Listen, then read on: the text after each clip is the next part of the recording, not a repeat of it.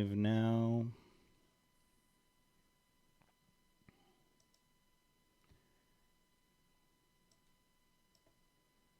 All right.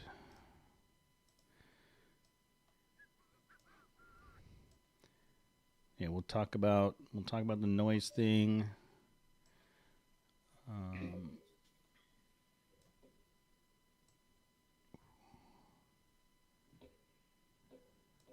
Trying to get this. So, Oak Hill, there's the noise issue. Oak Hill, Bronco release date. Bronco release date, and then the segment. Yeah, the segment 3 news. Bronco release date, the Titans Warrior concept, Jeep Wagoneer stuck, and then an article about a Toyota RAV4 TRD hanging out with a Wrangler and keeping up. Oh, we have some voicemails. Oh, I got to check this out. We got some voicemails that I got to listen to that we got to talk about, and an email. Any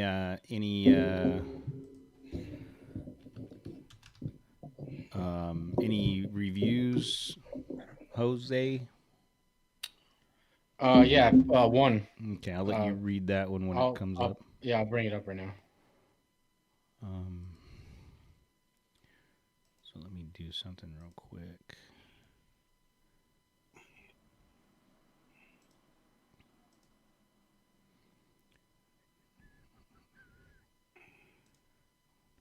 Welcome to the one of the first, not every podcast. Yeah, and those, if I recall, were 400. Let me see. I'm going to the Rock Auto website right now, and if I'm going my Nissan 2018 Frontier 4.0 suspension control arm. Yeah, they've got these Mevotech complete arm with ball joint, front upper plus or minus 1.5 degree camber, plus or minus 1.5 degree caster. So that's the additional camber and caster for the lift, and they're $200 a piece. And I looked at these before. They're the same. They're the exact same part, and then the ball joint at the end you just unbolt and flip over. So you flip it this way for driver's side, this way for passenger side. Huh. Seems weird. Yeah. Okay. Do me a favor. Click buy. Do you want to give your credit? Give your credit card number over the air? Everybody, get your notepad. Over the interwebs. Get your notepad ready. Get ready, guys. Get ready to order some McDonald's, because that's probably all you're going to be able to get on one of my credit cards. Maybe McDonald's. Don't supersize. So yeah, that's. I mean, we're down to. All right, so we have to. Elam left a voicemail and said that I dropped an F-bomb at 1 hour 24 minutes.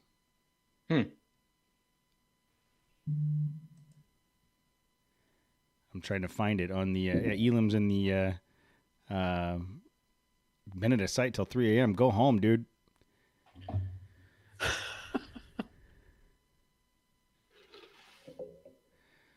Two Shot Gaming 34. I have a 95 two-door XJ. It's on Rusty's 3-inch lift. I'm wanting to go bigger. What's the best lift? I would look at Clayton, Iron Rock Off-Road. But either way, I'm assuming Icon doesn't make a lift for his. I don't believe that they do. Shouldn't that be our? No, I don't. Shouldn't that be our first? Not for. That's what I'm saying. Not for the Icon, XJ. dude. No, I don't believe they make it for the XJ. Do they, Jose? No, they don't. No, the XJ. I mean, it's not as common. But either way, Two Shot. If you're gonna go with bigger than that, and I'm assuming that's so you can get bigger tires on there, you're going to want to make sure that you swap out that front Dana 30 and maybe do some beefing of your rear axle, and you will probably have to do some trimming. Check out Notch Customs. They have a really sweet set of fender flares that make it easy for you to cut out the sheet metal and fit bigger tires on there, even with the lift that you have. So you could do a 3-inch lift, not lift it any higher, cut the fender flares out, keep your center of gravity low, and still get bigger tires under there. Just a thought.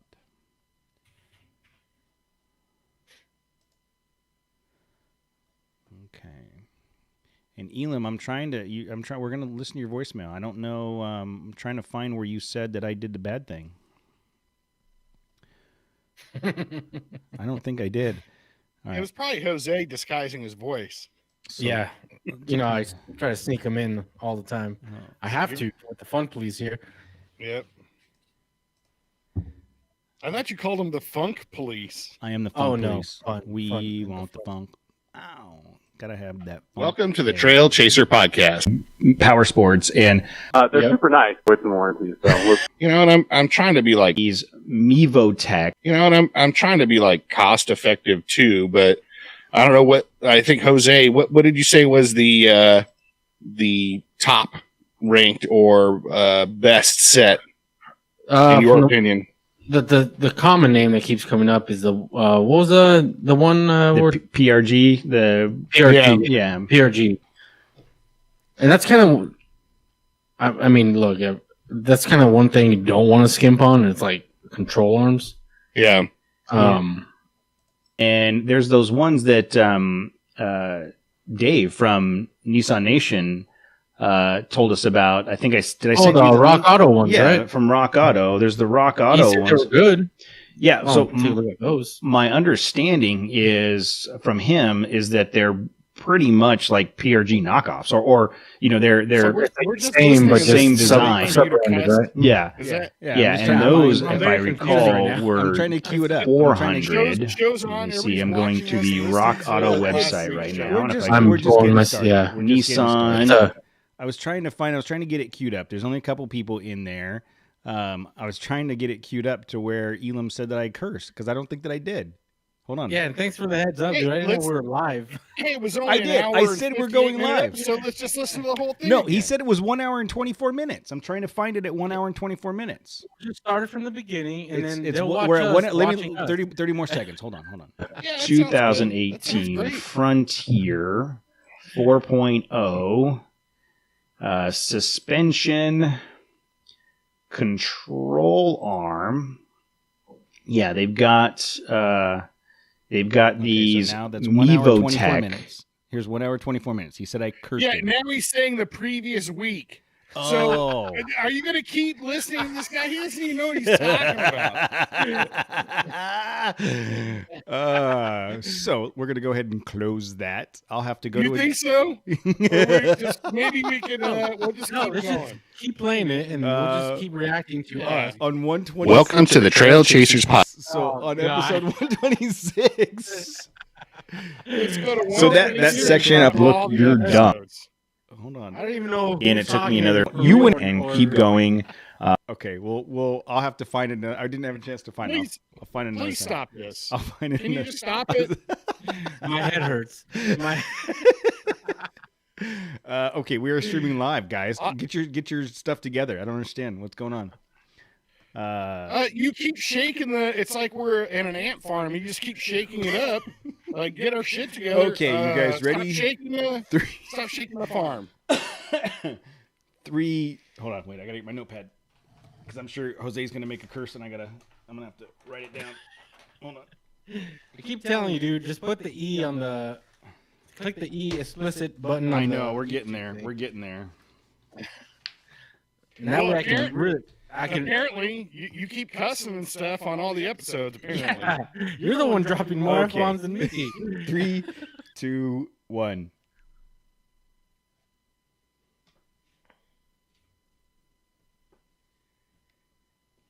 Hello, everybody, and thank you for joining us on the live feed and in your ear holes. Matt, Jose, and I were just going through some pre-work on the show, and they were giving me a hard time because I didn't have my stuff together this afternoon. I was trying to find a piece of audio from one of the previous shows, and it turns out I was looking in the wrong show. So I'll go downstairs. You guys continue listening to previous episodes, and I'll have dinner with my family. It'll be fine. No, you just tell me you're stuck. Ready. You're here. You're stuck here. So it is Monday, June 8th. We are recording live on YouTube, and Gonna talk about a couple things. Let's start with was it Saturday? It was Saturday. Let's start with Saturday, Matt. What did you and I do? We went wheeling from my brother's place. He lives up in Oak Hill, which is the top of the Cajon Pass. It's, maybe 5 or 10 minutes from Cleghorn, right? Yeah. Yeah. Just on the other side of the hill.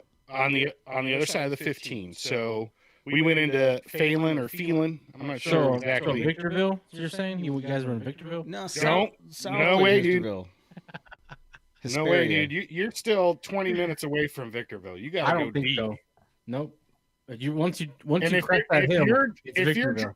If you're driving Victorville if you're driving the Kruger, it might take you an hour to get to Victorville from my brother's house. Nope. To everyone in SoCal, dude, once you crest that hill, that's Victorville, man.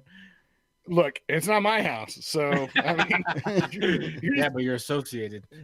I told everybody when we were texting about it, please don't tell everybody that my brother owns a home in Victorville. They already know my mom lives in Hammett. Yeah, exactly. See, you're a shill, dude. No, I escaped. To Fontana. And North Montana, by the way. That's why I only have a certain number of places that I can punch down on. It's like it's only 3 or 4 places, so I gotta do it when I can. That's funny. Hey, but I mean, those neighborhoods are pretty cool. Like those ranch style houses. Yeah. Everything up there has land, has property around it. They're big spread out houses. There was a period of time where I lived in Apple Valley, which is just across the street from there, and I loved it up there. I love that high desert, but all of the work in the world is in Orange County and LA, and to get to it is like mind-numbing traffic to get there. But the neighborhoods are beautiful. So, I mean, from my brother's garage, he lives on a dirt road. Like, there's no pavement. Just off the pavement. But he can ride his bike. He has a side by side. He has like a Razor, yeah, and he can go 4-wheeling within 5 minutes. We were on a trail. If not even that, I don't even think it was that. It was and it was really cool. Like I think I don't know what our elevation was, but we leave the house and we hit a trail, and you're already on top of the hill, and like the downside was it was. Matt and the boys show up in shorts and t-shirts. So I looked at the weather. You guys don't look outside when you go. I looked at the weather on the phone, and it said it would be about 70. So I had jeans and a shirt on. And Presley had some little pants and a little shirt on, but we brought a jacket for her. And we're on our way up there, and it starts dumping rain. And I get on the radio with Matt, and I'm like, this is unexpected. Like, this is kind of weird. And Matt and the boys are all in shorts and t-shirts, no jackets, no sweaters. Nothing. Like, dude, it was mid 70s at my house. Yeah. And it's June. Yeah. I mean, so whatever. As we hit the top of the thing, and it was was very cold and windy and cloudy. Windy. You couldn't see anything. We could have been hanging off the cliff of doom, and I wouldn't have known the difference because all you could see was white cloud on either side of you. Matt was 2 cars in front of me, and I could barely see the back of his truck. I bet being up there would be gorgeous. Like I tracked the trail so that we can go back there again, but I bet on a bright day it'd be beautiful up there. Well, there was the main road. It's just like Cleghorn. Yep. There was like the main road, but it was a little more chewed up, I guess, or maybe a little more difficult. And then they had the little side trails that ran parallel. You could do little hill climbs and stuff. I put the locker on a couple of times. Like it was actually, offset. Yeah, it was fun. There was a lot of fun stuff. Yeah. And then we got into this really, there was like some kind of point. I don't know, where there was like a plaque telling you about the Cajon Pass, and who cares? Nobody's reading any of that bullshit. Yeah, I mean, think about it. Like, there's just a bunch of dudes on dirt bikes up there. They're flying by that thing. So, wait, you're talking about after I left, right? No. The first stop. We stopped at that first point. That's right. Yeah, that first stop. There was there was a like a marker there. Yeah. And I started to read it, and I was like, "What am I doing? I don't want to be the first guy to ever read this stupid thing." And so I went back to the truck or whatever. And so after that, it got into like a really, It was a green trail on Cody's digital map. No, green. I tell you the best thing, man. I didn't know where we were going, so I was kind of in a weird mood Saturday to begin with, and then I knew I just had to meet Matt at the gas station, and somebody else was going to lead. I didn't know where we were going. Tammy was like, "What's the trail like?" I don't know. Never been there. Don't know. I'm just going, and I brought Presley with me. And I loved the fact that I was in the middle of the pack or in the back, just cruising, just whatever. I'll just follow where everybody else goes. It was just you two, right? Or who else went? It was Matt's two brothers. Oh, brother and brother-in-law. Oh, okay. Yeah, so it's my sister's husband, my brother-in-law Kenzie, and my nephew who just traded his Mustang in for my old Silver. Not actually my Silverado, but a 2009 Z71. Mm-hmm. And then my brother drove his F250, that big giant tank. And wasn't there one more? That was it. There's the four of us, yeah. And then there was we ended up meeting up with one of their buddies on a dirt bike at some point. Yeah, Bo. Yeah, he's he just met us up. That was like the median. Actually, we were only. That hill everybody was talking about was only 10 minutes from that point where we split up. Yeah, but that was really kind of I guess Presley got sick, right? Yeah, so Presley was really whiny all morning, and it was bumming me out. And, she's 4.5 and, sitting in the back of a truck, bouncing around maybe isn't her favorite thing all the time.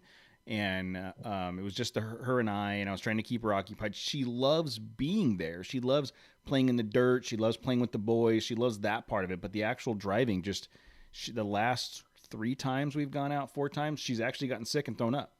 And so she was whiny all morning and, wanted to stop. And we got to that meeting point and she's like, I need to throw up. And the good thing about it is she's a champ at throwing up. She doesn't cry. She literally she'll jump out of the truck, grab her ankles, and it's done. Like she's a pro, which maybe is scary for me in her college years.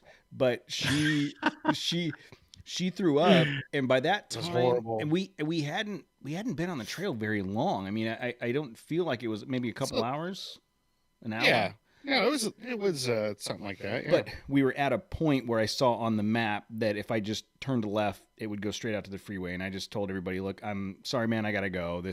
I was bummed out. She was sick, and I took." No, I was getting like kind of car sick myself because the trail turned really windy and a lot of like embanked turns. And because it was so cloudy. Yeah, no frame. There was no peripheral. Mm-hmm. Yeah, there was no peripheral. It was just like being in a tunnel or almost like closing your eyes while you're four-wheeling or whatever. It was very disorienting. And we didn't air down, which made, to me, it seemed to make it a little bouncier. And so I just decided, hey, I'm going to pull the plug. And I took her out of her car seat and I let her sit in the front seat with the seatbelt on. And that seemed to make it a little bit better. Like she seemed to... because she could see out the window a little bit more, and I think that maybe helped. But we got down to the freeway. Oh man, we got down to the freeway, and I haven't talked to you about this. We get down to the freeway, throw her back in her car seat, we hit the 138 towards the 15 freeway. Boom, dead stop. Parking lot. Parking freaking lot, and I'm like. Somebody tagged you, right? They saw you. Yeah, so somebody saw me, took a picture of us. I'm like, what the hell's going on? Like, and as we were creeping up, I'm looking at maps and I see this potential trail off the side of the road. Like I could have turned right and then jumped on a trail and gone, but I was by myself. I had Presley with me. She's already been sick. I was like, I'm just going to ride it out. So I just rode it out, and they had the 138 down to one lane getting to the 15 freeway to cross over a bridge. It was probably 30, 40 minutes of waiting in line to get to the freeway. And on the way up, they had the 15 freeway north down to a single lane right before the 138. It was a giant cluster mess up there. So did you guys go that way? Were you able to get around it? Yeah, no, we thankfully we thought about that, but Because I sent you, I don't know if you got my text. I sent you a text and said, don't come this way. Yes. Oh, yeah. When we were done and we got to this like hill climb that they were talking about, which was pretty nutty. Like it was, there was a couple dudes on on 450s, killing it up that thing, but they were literally taking off into the clouds, and it was like, oh, you could just hear them, like they just kind of shot off. But it was a really, really steep, I guess, pretty sandy hill climb. So everybody's trying to challenge me to do it in my truck. I'm all, no. There's like, no. I don't want to have to back down that if I can't get it. And everybody agreed, dude. It's hard enough on a bike, let alone doing it in a truck. So we just hung out there for about an hour or so. We were basically in feeling at that point. We kind of went through like a really, we were deep. I was half expecting to see Thunderdome. We were like, I found it. I finally found it. Deep into Phelan. Like I saw some pot farms up there. I saw somebody's pot farm. How do you know there were pot farms? Dude, it was like, those like greenhouses. There was like a bunch of greenhouses. So it's like, dude, you ain't growing corn. Tomato in the Inland Empire. Bro. Okay. So tobacco. So anyhow, once we left, it was probably 15 minutes, 20 minutes to get to Bear's house, my brother's house. From there, okay, we just kind of went around the other way. Yeah, and then it was straight down the 15. There was no traffic. Yeah, then you probably didn't get home very much later than I did, because it, like I said, 30-40 minutes of sitting in that line on the 138, just boiling. But I'll tell you what, that was like cool four-wheeling. It was probably very scenic if we go back there and do it again, obviously with like better weather, but I definitely I think you're literally at the top of the Cajon Pass looking down onto the 138, where the 138 and the 15 meet, Yeah. I bet it was awesome. I definitely want to go back another time, and based on the track that I was looking at, I think that it's similar to Cleghorn, where there's a lot of additional ways you could go in and out. You know what I mean? It's not just that one path. So we could make a full day out of going up there and kind of making our way around. So once you split off, within 5 minutes, there was like a kind of like a washed out area, like a valley or whatever. And there was some really cool hill climbs. I did this really awesome hill climb. It was maybe 100 yards, similar to the Mojave Trail, that a little longer than that, though, really? But similar. Yeah, a little steeper and longer than that. Oh, wow. But yeah, I definitely needed the locker on that, and I wish I'd had aired down. Yeah, because there's a few seconds where it was like, and I'm just spinning, like, come on, baby, everybody's looking. And then, but she caught traction and made it up to the top. But yeah, lots of cool stuff to wheel around up there for sure. Yeah, and the air down thing, like we I didn't know we were going, right, so we just left your brother's house, and next thing you know, we're on trail, and I'm like, all right, well, cool, like maybe there's a place to stop and air down, and we just never did, and we didn't have any problems, so I didn't worry about it, but it probably would have been a smoother ride. But no, thanks to your brother and brother-in-law for setting that up. It was a good time. I'm bummed that I had to leave early, but. Like I said, just Presley was over it, and I wanted to get home. So and you never know if my brother actually works within Thunderdome, and maybe it was like a trap, and maybe we were, That was the test. That like maybe it was. Yeah. Are you willing to go into the depths to really find Thunderdome? Jose, I'm not supposed to say that stuff to him. But your test is still ongoing. I think everything's always a test, dude. You're never not being tested by Thunderdome. Exactly. That sounds like a shirt. We need a shirt that says that. You're never not tested by Yeah, Thunderdome. How about we Thunderdome. get our store situation sorted out first, and then we can Whatever with that. start putting up. No, I ordered a shirt before COVID started. I still haven't gotten it. Really? Yes. The new website is up and that store's off. So I adjusted the website. Okay. I took a bunch of I redid the website essentially, built a new one from scratch. It looks very similar, but it's kind of updated and simplified. So there's a new website up at trailchasers.net, and I didn't have the store on there specifically because I wanted to figure it out. Like I really liked the way the store was set up because I could create designs, throw them up there. You didn't have to order a bunch; they would print one at a time. But we had a couple instances where the quality wasn't great. Like one of our buddies got a sweatshirt and it looks like the one I'm wearing right here. It's all bled. Yeah, so one of our buddies got a sweatshirt and it looks like someone like barely touched the ink on the sweatshirt. Like it's so. Yeah, I ordered 2 hoodies and they're both terrible. Yeah. Oh, that's right. Yeah. So I just stopped. I just figure, okay, we'll do something else. I've been trying to design because we're essentially out of shirts and hats at this point. I gave you the last couple shirts and hats we had at the Mojave. They went to all your family members. Did they really? All right, guys. Yeah. All those skinny little kids ended up with they're like double 2X shirts. So We'll take them.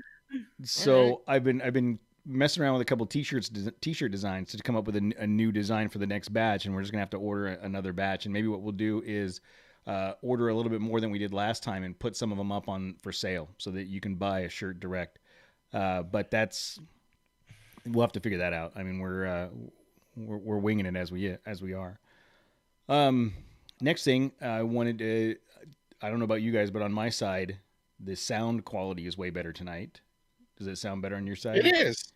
Actually, it is noticeably. Yeah. So the last couple episodes, I have had all kinds of feedback in my ears, and I've been trying to play with the adjustments on the mixing board. And it got to a point where I needed help, and I reached out to the guys at EVGA, and Joey D set me up with one of their engineers and started talking about it, and they walked me through all the different things it could be. And through that, I did some testing and found out that it was what Matt? Why are you looking at me like that? Oh, Matt, I thought you were going to say something. So, anyways, it's either your internet or my internet, but you're cutting out. Oh, did I? Sorry. So, after talking to my internet, after talking to the engineers at EVGA. I was able to track it down to an electrical issue, and I moved the plug from the mixing board off the commercial power strip I have where everything's plugged into and plugged it into a different port of the wall, and now it went away. So we're going to see what the final result is, like when I go back to edit it, if there's still some noise there. But in the meantime, they sent out an audio card just in case that was it. And I mean, hands down, man, the team the team at EVGA has been so fantastic with this technology. I mean, being able to reach out to them and talk to them about issues. And one of the things we haven't mentioned very much is that listeners can go purchase items on the EVGA website and use the code Trailchasers and get a 10% discount off anything you purchase. So anything you buy at EVGA, you can get a 10% discount just for using Trailchasers at checkout. But so far, so good for the evening. We'll see how the audio comes out when we do the editing. But I mean, I'm so grateful for them helping out and providing some assistance on there, because I would have been chasing ghosts for plugging. Even last week, remember I was plugging and unplugging and trying to figure things out. It just was ever we'll run with it, and I felt bad because I think the sound quality for Brandon's interview could have been better, but we'll see. Hey, we learn as we go. Yeah, we're learning as we go. Still? Yes. Yeah, 128 episodes in. Look, by the time we get to 1208, we'll probably figure it out. So the next thing is the Frontier. We'll definitely be recording from Thunderdome. Yes. No, we'll be recording from the old folks' home. We'll have to I'll have to wheel in on the wheelchair to the rec center, and then you guys will have to join. Dude. Once we're in Thunderdome, they're gonna make us record twice a day. So our episodes are gonna we're gonna do 14 a week. That's how it goes in Thunderdome. If they dude. pay enough, I'll do Good, it. Matt. 7 times 2 is 14. Thank you. That's called quick math. So, Frontier, Matt, what's going on with the Frontier? I'm a project manager. It's great. Matt, what's going on with the Frontier?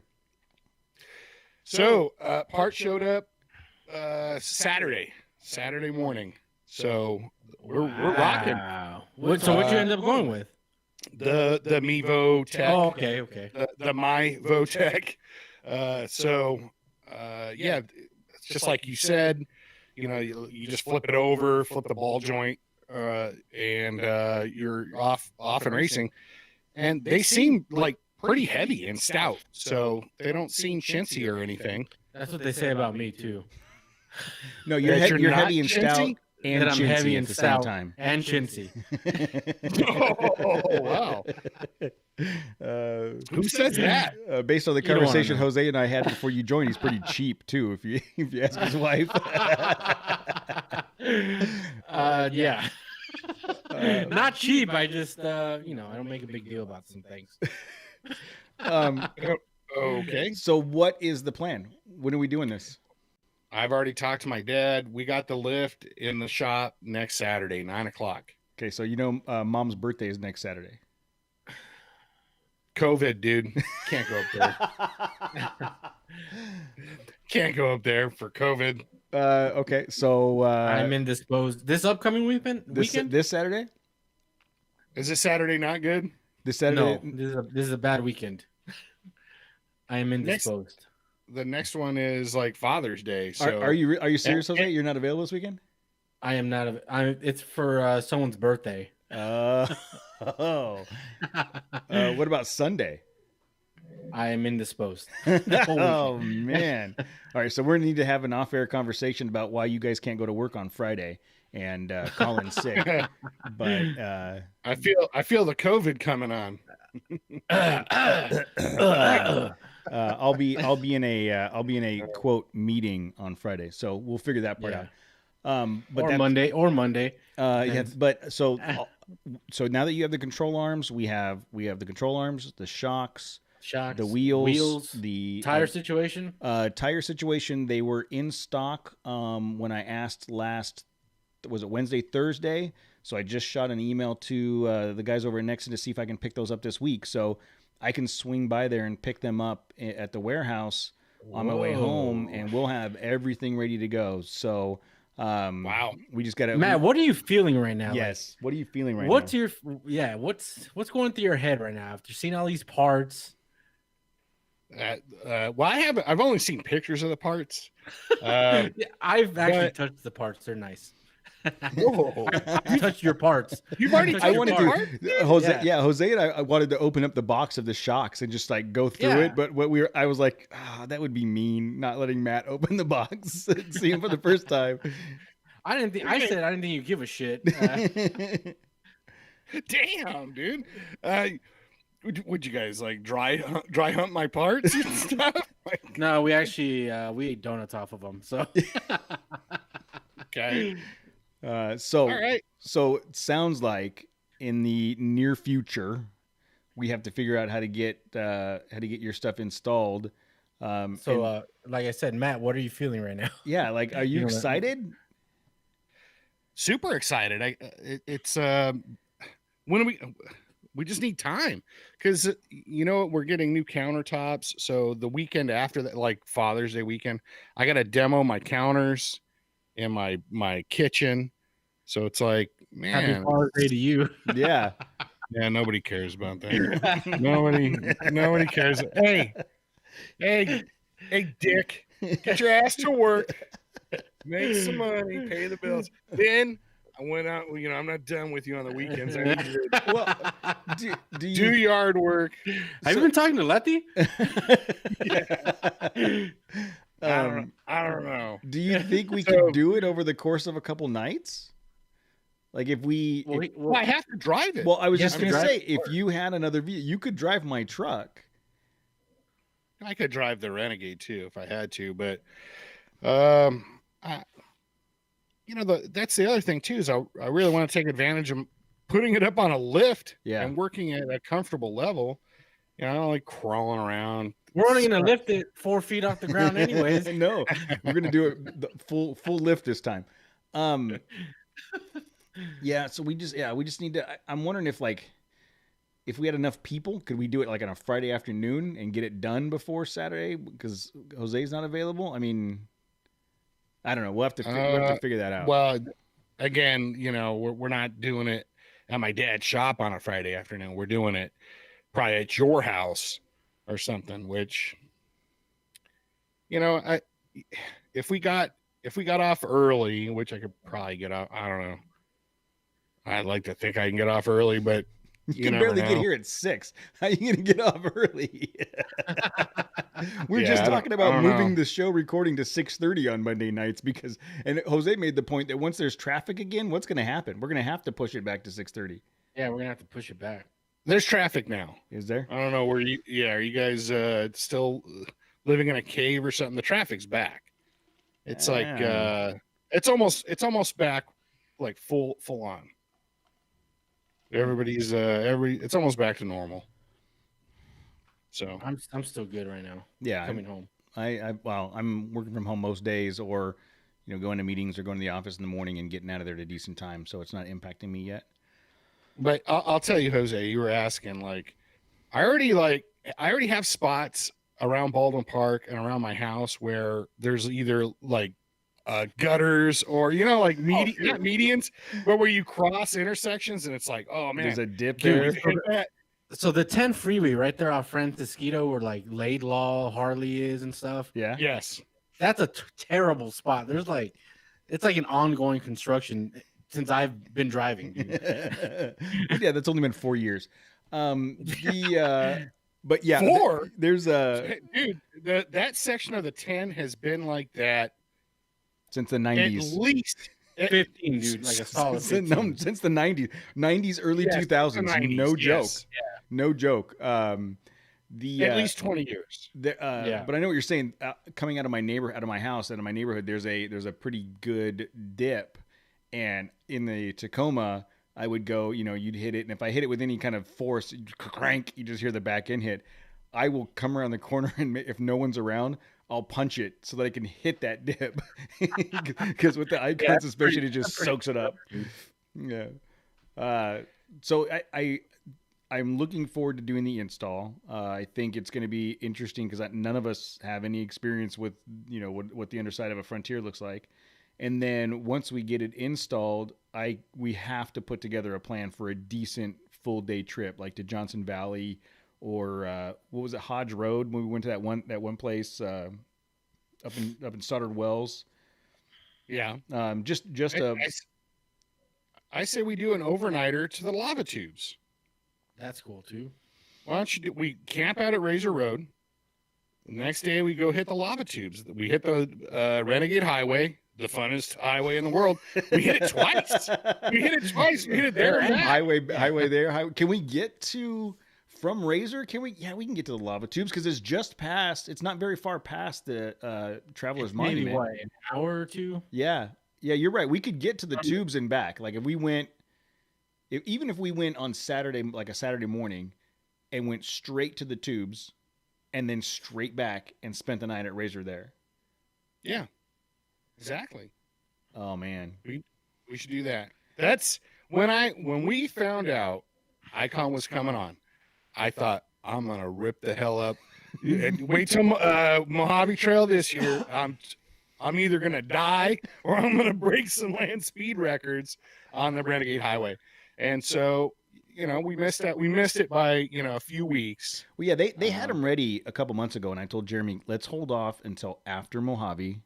Yeah, you're a horrible bastard. I believe this. I believe this to be true. I want to make sure that the Ford shines, and I want Matt to steal my thunder.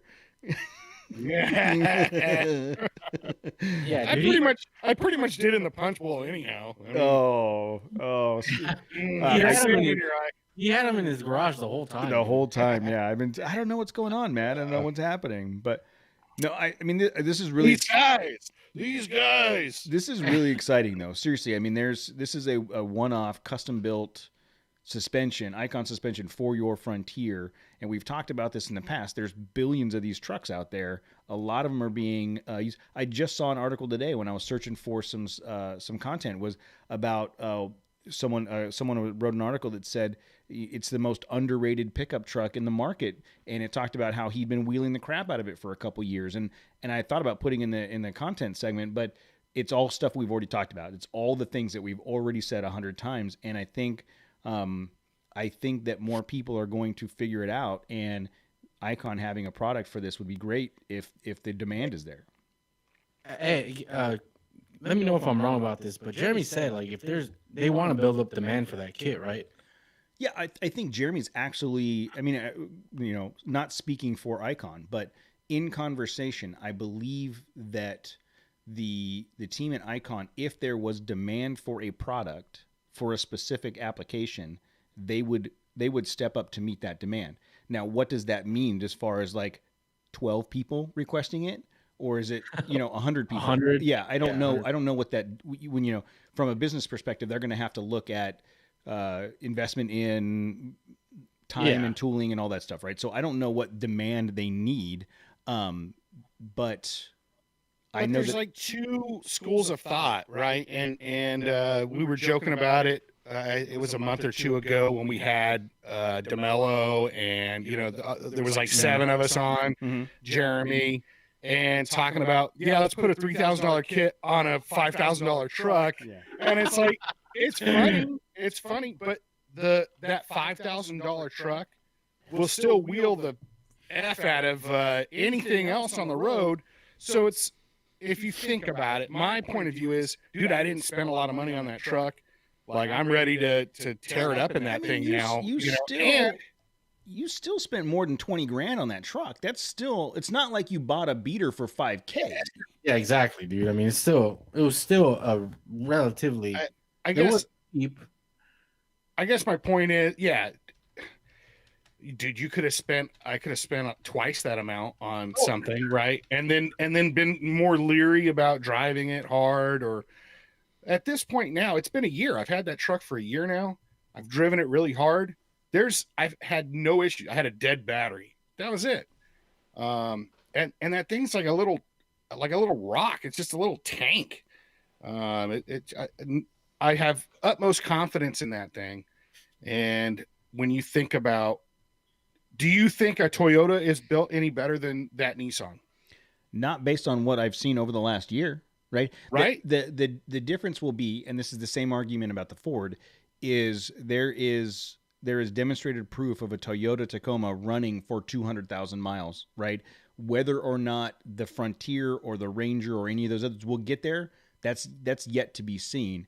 Dude, the Frontier will go 1,000,000 miles. They gave some guy in Chicago drove one. The Frontier? 1,000,000 miles.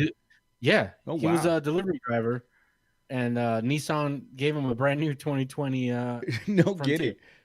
Yeah. It was a couple months ago. Wow. So that was on FTL, right? Oh, I did. You're right. I did see that. I did see TFL. That. But I guess my point is that they're solid trucks, dude. Yeah, based on our experience, and we've said this 100 times, is there is nothing about that Frontier that would make me shy away from it. I mean, if you are looking for bang for buck for a truck that will get after it and take it like a champ, that Frontier is an excellent choice. I think where the aftermarket support comes in, and you talked about putting a $3,000 kit on a $5,000 truck. Well, not to rain on anybody's parade, but how much is an XJ? You can pick up an XJ for $2,500 now. You know what I mean? Sure. Some of the YJ and TJ Wranglers, they're not much more than $5-6 grand.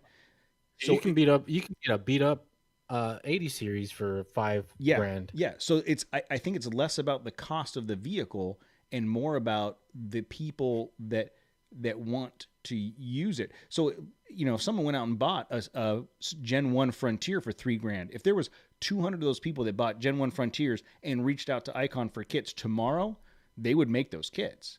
It's more about the demand for the aftermarket support, and it just hasn't been there on the Frontier side yet. I know you're single-handedly changing that because of what Tip of the spear. Tip of the spear. He did it with Mountain Hatch. I mean, he did it with Icon. Oh, wow. Right. I didn't think about that. We guilted Mountain Hatch into making you a hatch. We guilted Icon into making you suspension. Yes. Who I do just we- need some Who do we need to throw the guilt at next? What is it you're looking for next? rock sliders. I need. There's rock sliders out there. There's White Knuckle Off Road makes rock sliders, and we know they're that's right. solid. Jose bought a set for his rig, and those things are awesome. I mean, That's very. true. I totally recommend White Knuckle for your rock slider needs. For Go to any forum, and that's like the common name that keeps coming up. White Knuckle Sliders. I mean, it's like the go.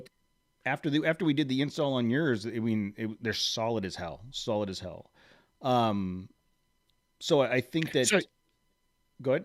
Yeah, I was just going to agree with you. Like, man, you get enough people that are wheeling them. Maybe they just see how capable they actually are. And you think about, well, I just want something I want to get out there and have fun with that I know is not going to let me down. It's going to just be a little bulletproof truck. You know, that again, maybe that'll spring some more aftermarket support, because it is like ridiculous how. Okay, so we talked about this in the past when I got the Ranger. We need to do this after you get your kit installed. We're going to reach out to the community and find someone with a 3rd gen Tacoma with preferably an Icon kit and 33-inch tires, so that we have the Ranger, the Frontier, and a Tacoma all on 33-inch tires, and we're going to go out to Johnson Valley or something, or the Renegade Highway for the day, and we're gonna like do 3 men enter, yeah, 1 man leaves. No, but I would love to do. If my birthday wish comes true, I will have one of those trucks. Wait, what? If what?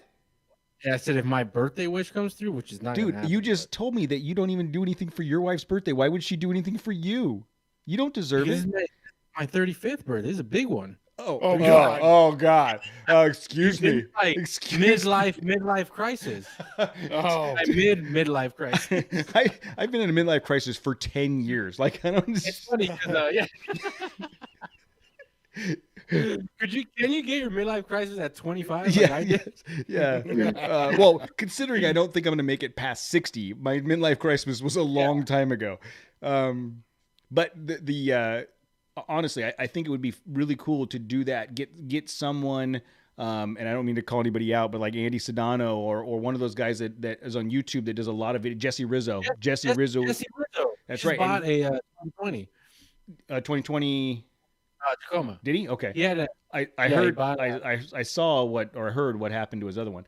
But like get a good YouTube, someone that knows how to film and edit, and we do like 0 to 60 times, and we do like follow each other up hills in the Ranger, the Tacoma, and the Nissan, and just not to say that this one is better than that one, not just to show that Comparing. Yeah, so this is what you get with the Tacoma, and look at what it does.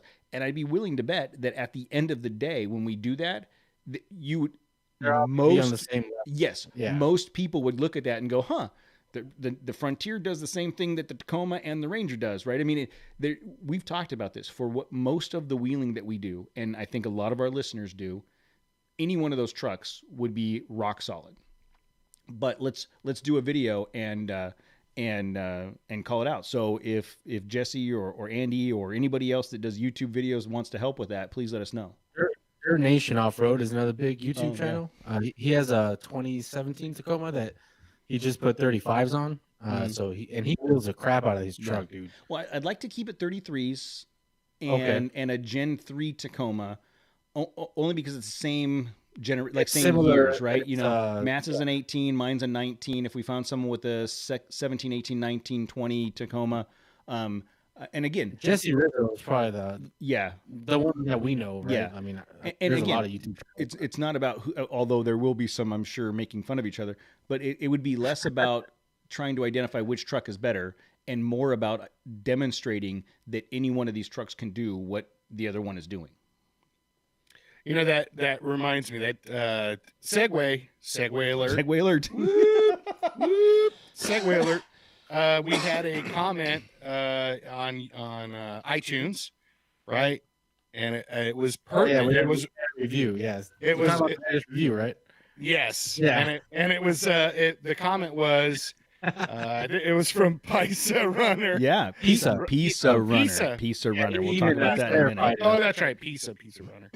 Talking about he wants a piece. He wants a piece of the frontier, dude. You got about 3-4 days, and then it's over, Johnny. He wants a piece. He wants a piece of the frontier in his F-250, and all right.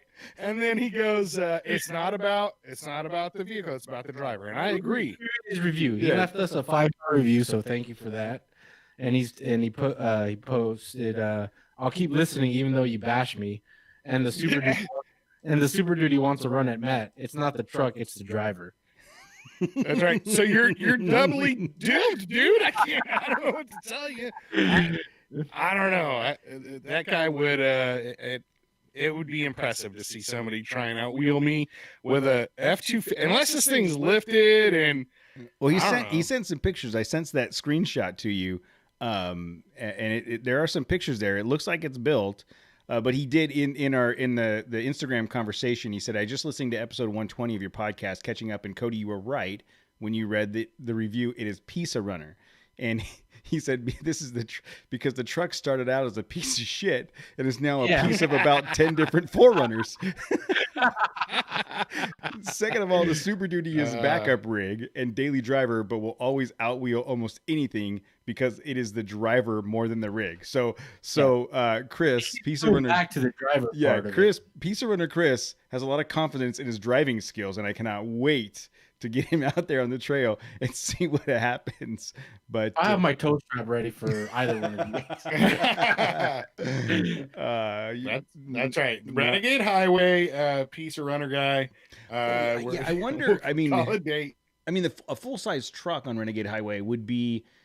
It'd have the That'd be his best wheelbase chance. and the wheelbase Yeah, and the size and the the wheelbase, power, but it'd be so heavy, wouldn't it? I mean, I would be worried about it. Like, I don't know. You'd have to have built up suspension to be able to handle it. Yeah, but it's like long wheelbase will help it over those whoops. Yeah, Better agreed. than, but who knows, dude? Agreed. Matt's like, no, that's not gonna help him either. Yeah. No, there's some tight turns. You know, you gotta drift some spots. You know. Yeah, but if we were to get like your Ranger, Matt's Frontier after we put the shocks on, and a third gen Tacoma, I think the surprising, not surprising thing is like they're all like equally equipped. Yeah. Obviously, in some spots, one may do better than the other, but I think comparably, like they're all good. Yeah. Like, it's all good. But perfect example. I've made this comment before about the difference between the Tacoma and the Ranger. The rear wheel travel in the Tacoma is way better. Like when you get on the twisty stuff, the articulation on the rear of the Tacoma is going to be way better than what the Ranger is. The Ranger, you go over a little pebble and it already wants to. Wheel on flat open acceleration, the Ranger will blow away the Tacoma. But that's not to say that either one of those aspects makes it better than the other one. It's just a different aspect of how it works, it's just right? a different area of where it's pros and cons are. Yeah. But if you package it all up, they all do what they need to do. So yeah, we just need to have an offline conversation about what, when and how we're going to do the installation. And then I think we will need to film the whole thing and get it installed and then go do some testing. So anybody that's interested in helping with that, please let us know. Cody at trailchasers.net. And what's also cool is that Matt has been wheeling this thing stock for so long. Like he knows the ins and outs of this thing, what it's lacking, like what it does great at. So once we put these shocks on in the 33s, he's gonna have like a well-informed, like, whoa, dude, like this thing. Yeah. Here's the differences. Yeah. Dude, you rode with me at Hammers when we went up to that first spot, and it's like, I know how to get what I can without, bashing the bumpers off of it. Not me. I fucked that thing for a couple of spots. I know. I still had like 8 beers, so I don't know.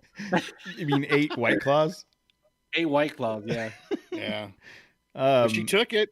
She loved it.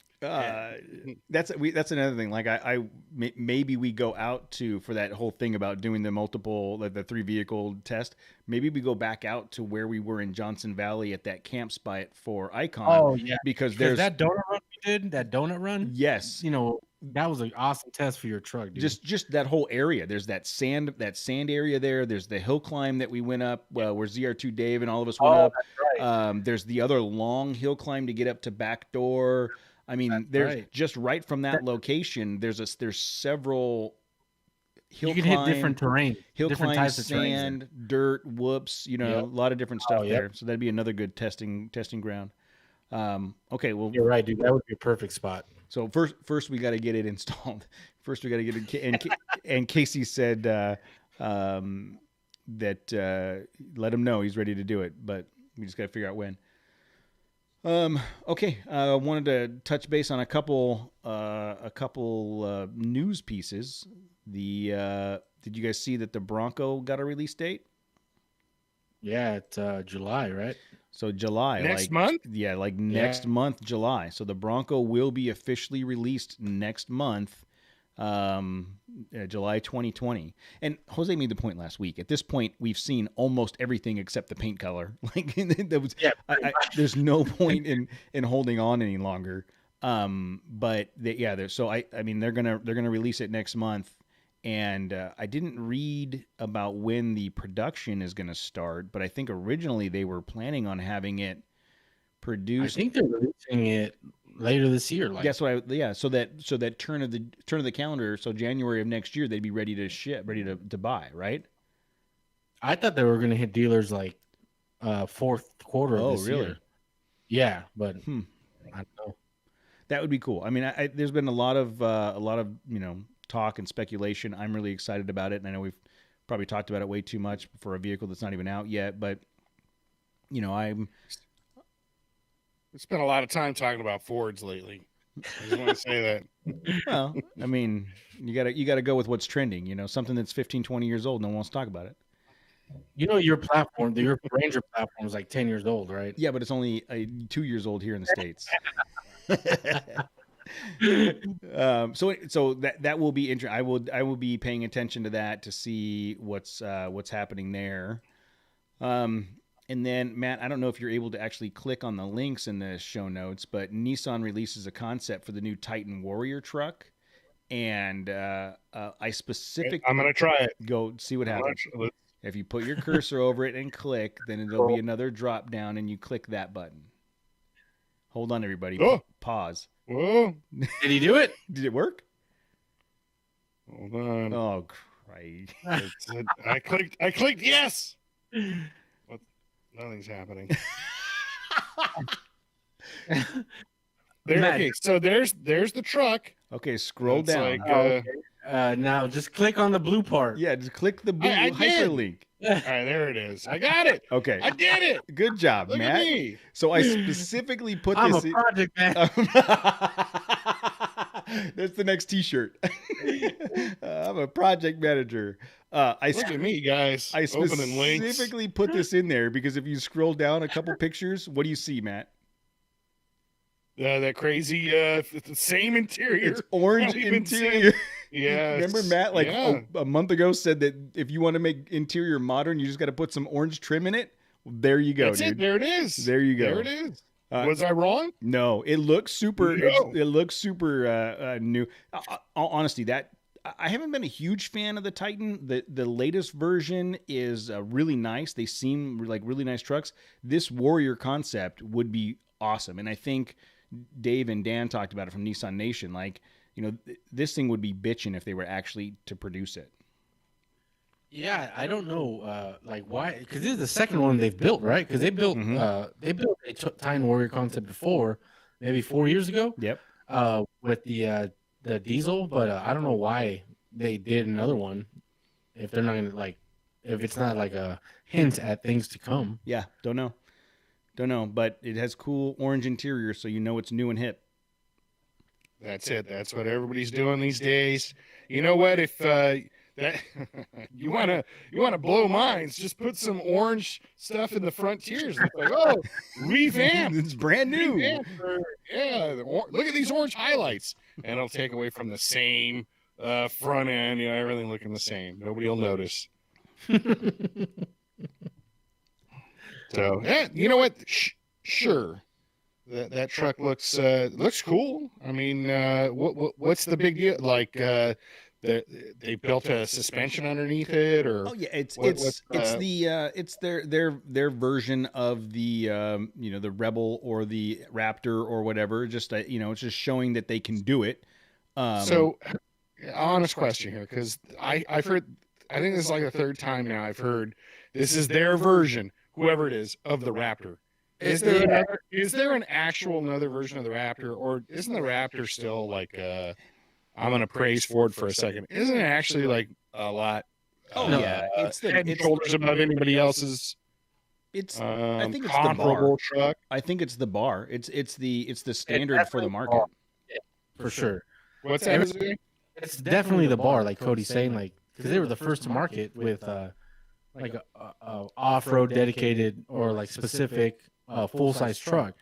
Everyone has like trim levels that like kind of dip into the off-road. The Raptor's not like a trim level. That's like it's its own model. Like that's Raptor. But now like so they've all been playing catch up, right? Like Ram has that TRX 1500.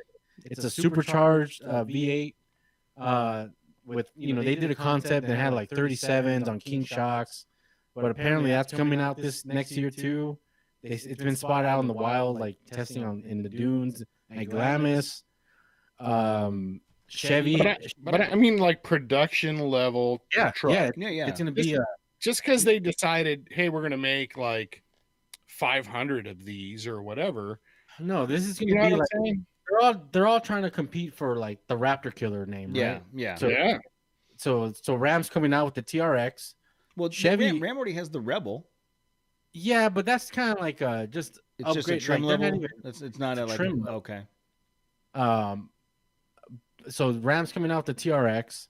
Chevy, they're racing right now in some sort of I don't know what off-road series. I think it's the Score. Mm-hmm. They have a Silverado with beefier shocks that the ZR2 has.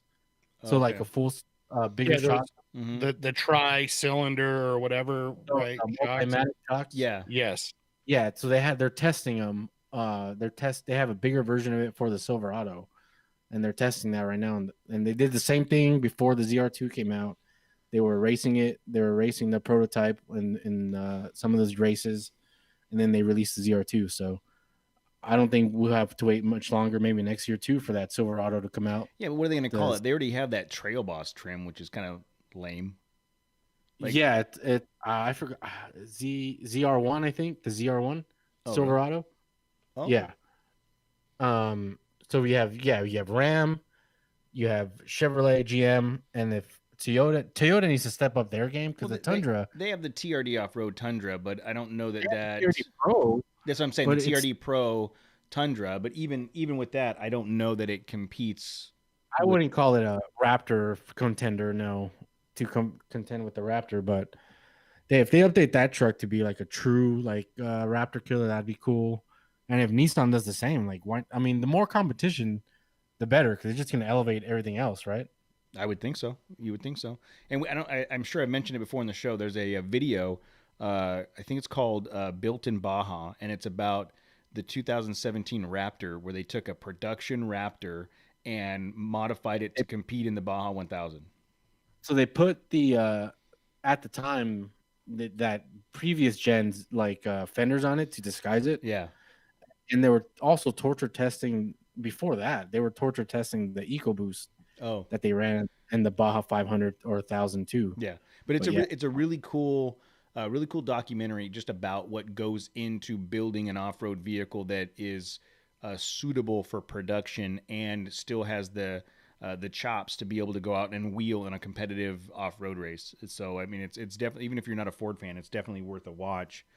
What's crazy to me is that it's like, dude, all this stuff is like years of planning. Like this is years in advance. Like the Raptor wasn't like the F-150 or the Raptor wasn't just like, okay, let's build this thing and next year we'll bring it out. No, dude, it was like in development for years, and I mean, look what it is now. It's the best off-road truck or for a specific purpose, right? I mean, it's just big. Yeah, but it's definitely carved out a niche in the market, and I do believe that the success that Ford had with the Raptor over the last several years and the attention has then pushed them to get further with the Ranger and now the Bronco. I mean, they're seeing.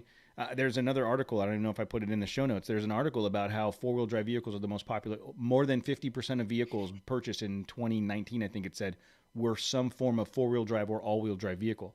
And the market is really driving that off-road lifestyle and even if you don't take it off-road, the off-road look and the Raptor look. And I think having that success with the Raptor, they're saying, wow, we've got a formula here that works. Let's push it down to all the other products, right?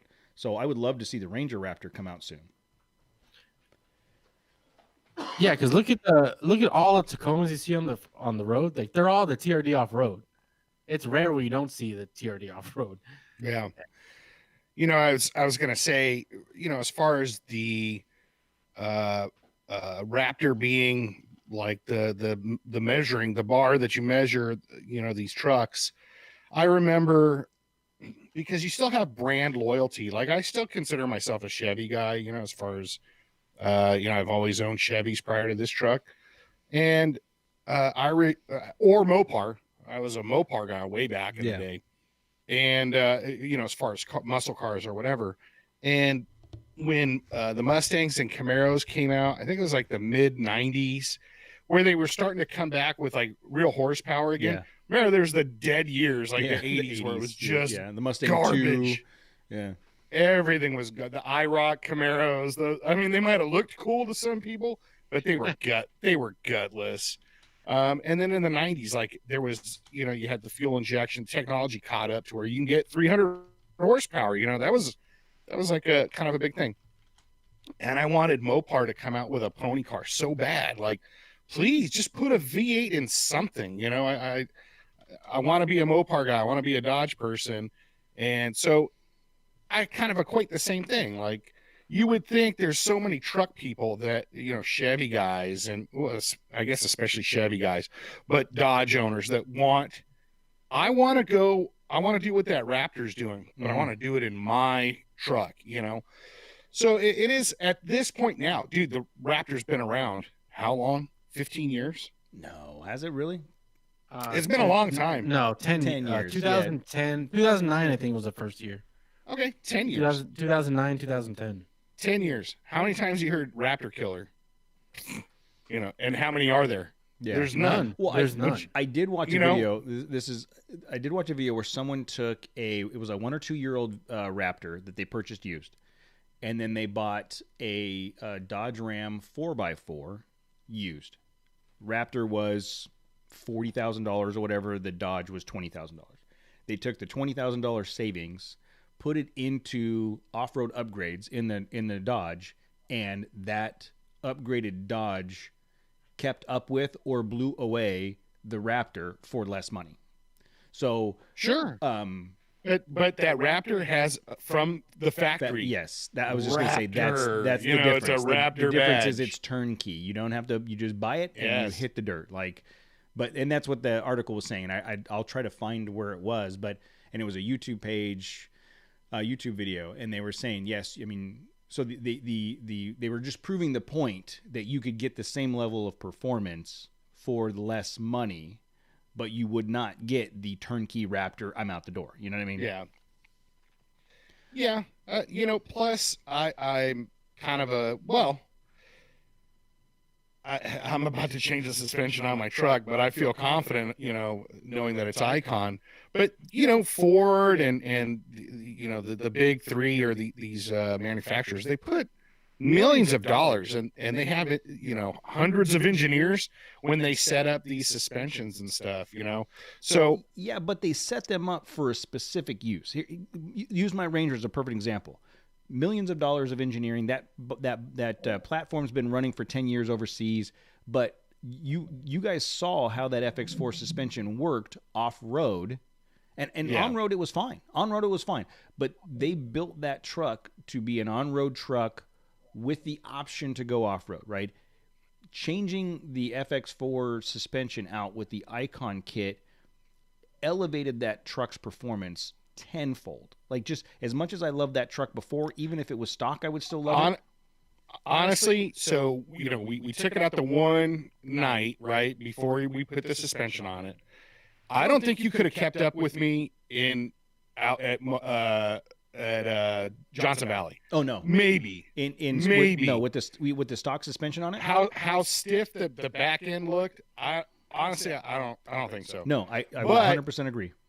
Conversely, it was night and day. Like, oh my god, when especially in those like sandy areas, that big hill climb where you were just able to put the power to the ground and then just soak everything up. It was like you were just like on a rail. Yeah, like, it was night and day. The suspension makes it so those tires never leave the ground. I mean, and we saw that when we did the ride and drive.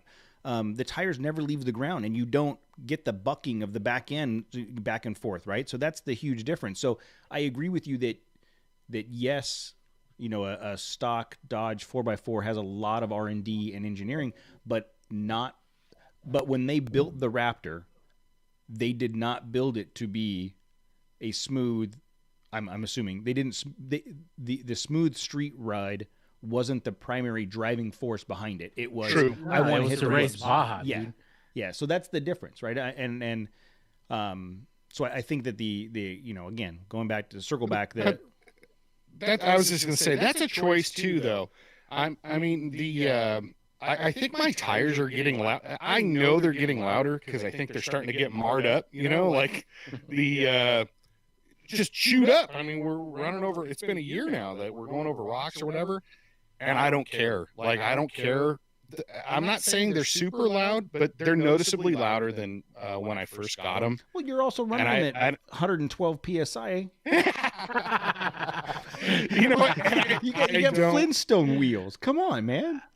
The point being, I don't give a shit. Like, when we're off road, and we air down, it's that those tires grab so good in various terrain, whether it's just rocks or sandy and rocks, combination of both. When you're going across and you miss a turn going down the Renegade Highway and you got to skip across through some bushes, he goes right through those bushes. And you lose your toilet paper and your Tupperware all at the same time. But those tires really are great. And like I said, it's kind of like, I guess if you're buying a Raptor, you don't really care about first of all, you're in a truck. I mean, highway comfort, or it's not like it's horrible.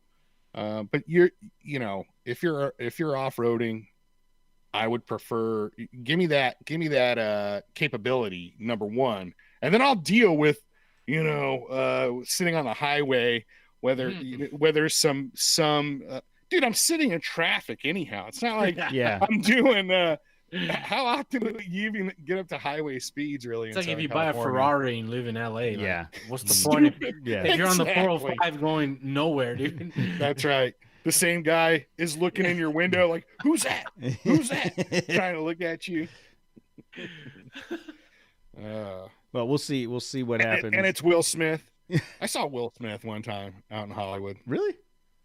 Yeah, it was like, oh my God. It was like just before the Alien movie, Independence Day. Oh, and really? He was like just after, it was between Fresh Prince and Independence Day. So he was probably like, super popular. Yeah. And it's same thing. It's like, hey, but oh shit, that's Will Smith. Like What was he driving? But a Mercedes, like a green Mercedes. Yeah. Anyhow.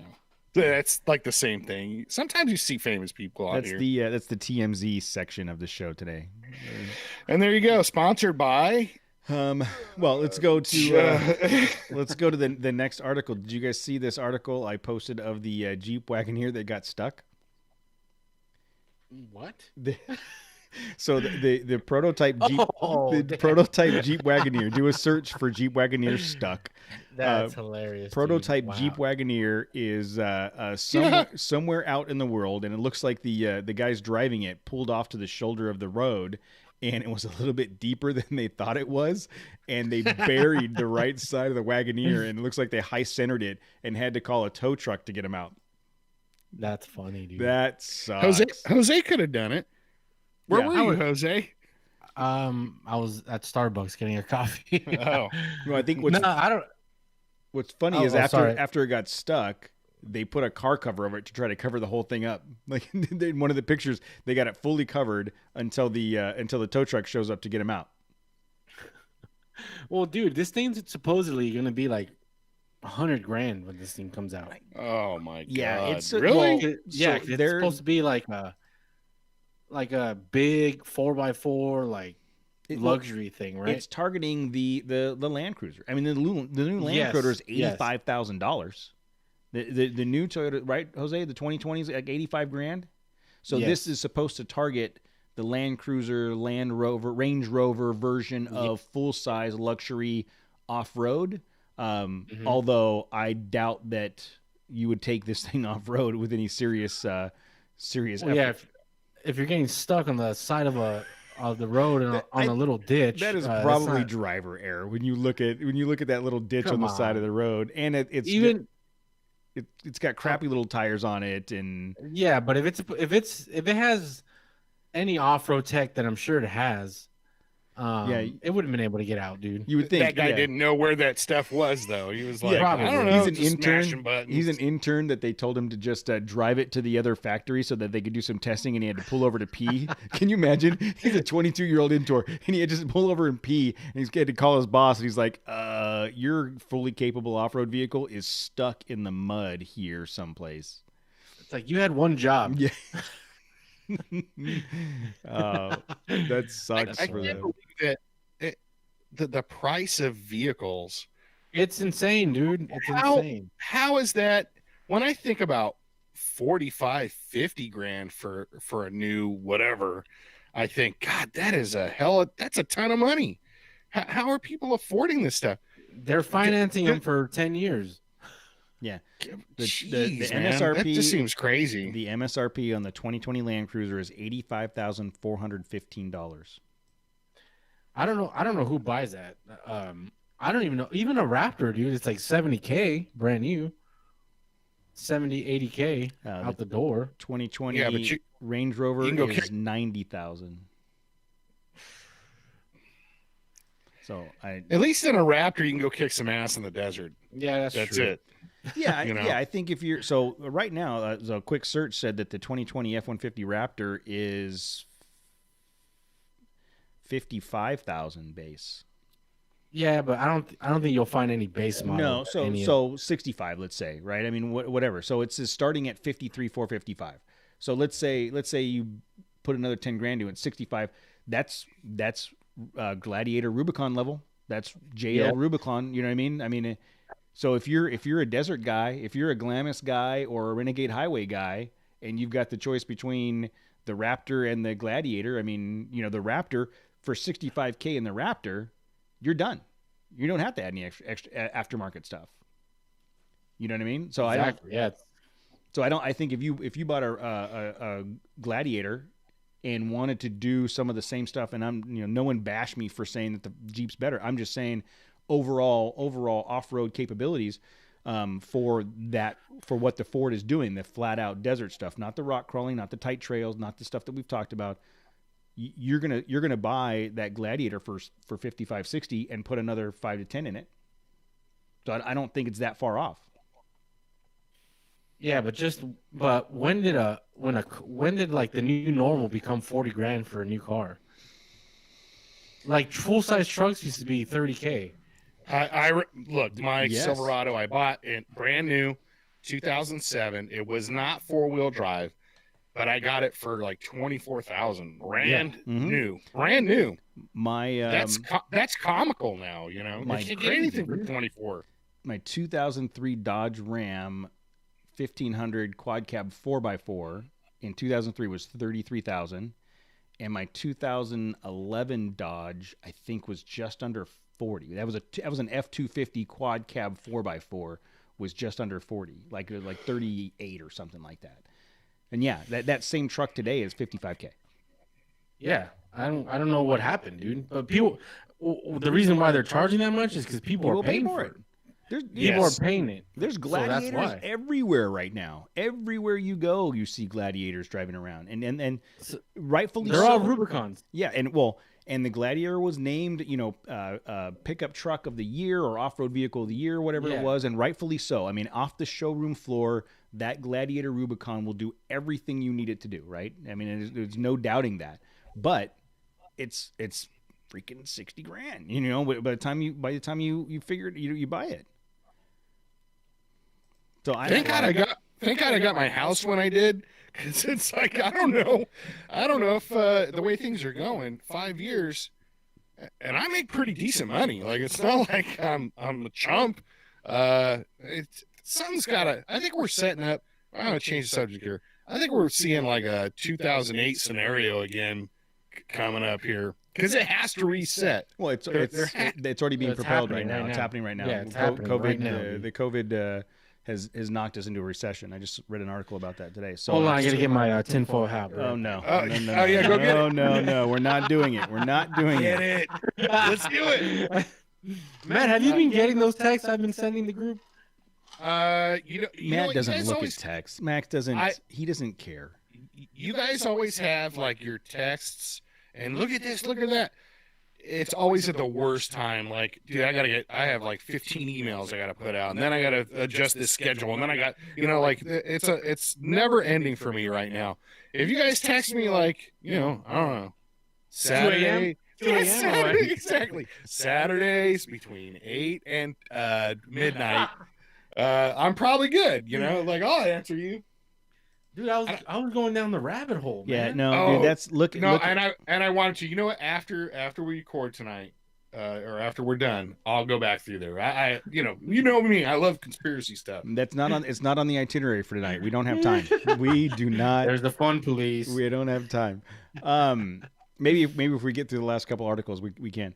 The last one I saw that I found very interesting is this article from Car and Driver.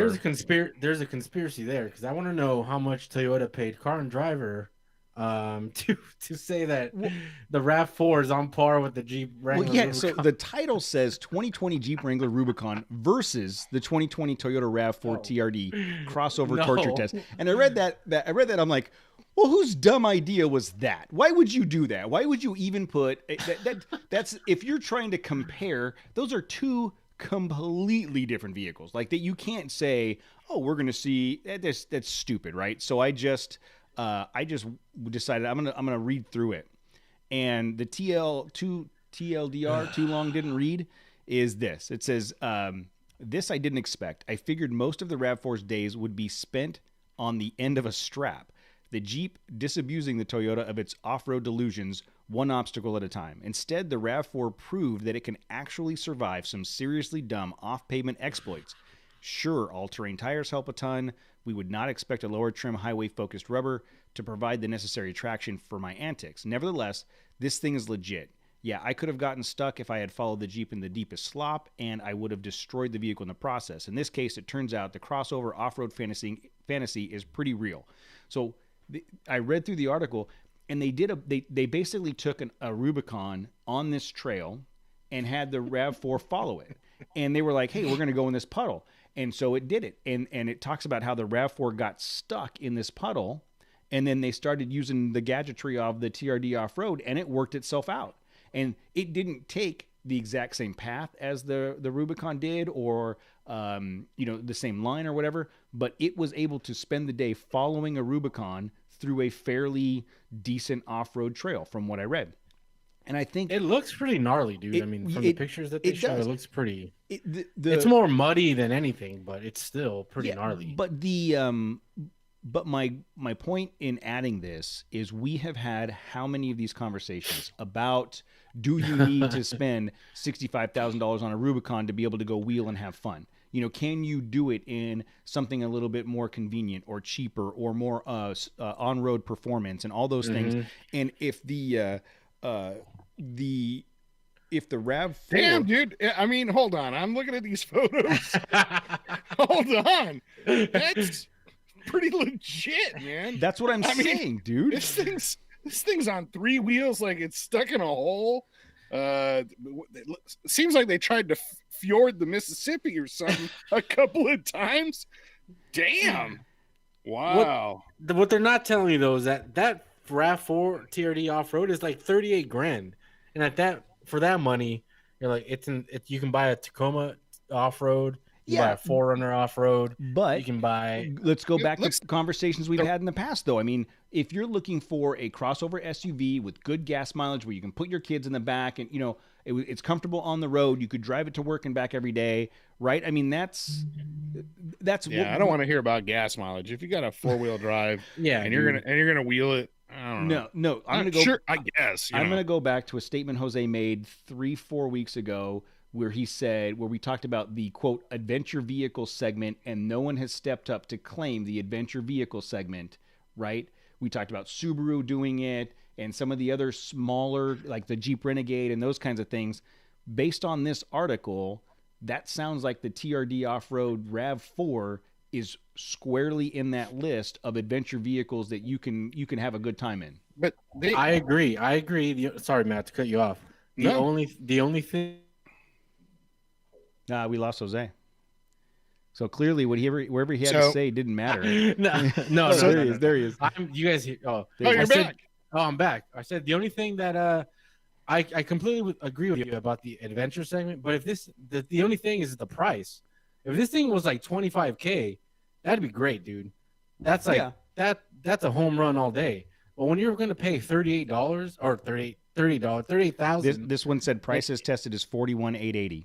$42,000. Yeah, see, you're at what is that, dude? You're at the doorstep of so many other more capable vehicles.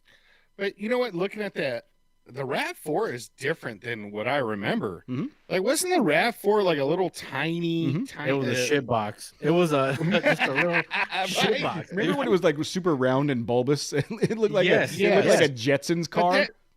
But that thing looks like about the size of like a Cherokee at this point. I think that's what they've done with it. They've put it in that market of the Cherokee mid-size crossover. It's like borderline 4Runner. Like it's a mini 4Runner. Yeah. And so bringing it back to our first conversation, same drivetrain or no. Just size-wise, that Bronco Sport is going to be in that market as well. So this and the Bronco Sport and the Cherokee will be in that mid-size crossover SUV market. But for that price, I just don't know why you would choose a RAV4 over its counterparts, like the counterparts that are in the same price range, more capable.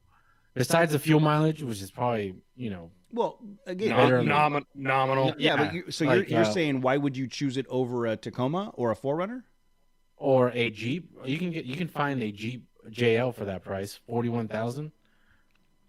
Yeah, like but sport. Like a Rubicon. Some people have better 40s. taste than that.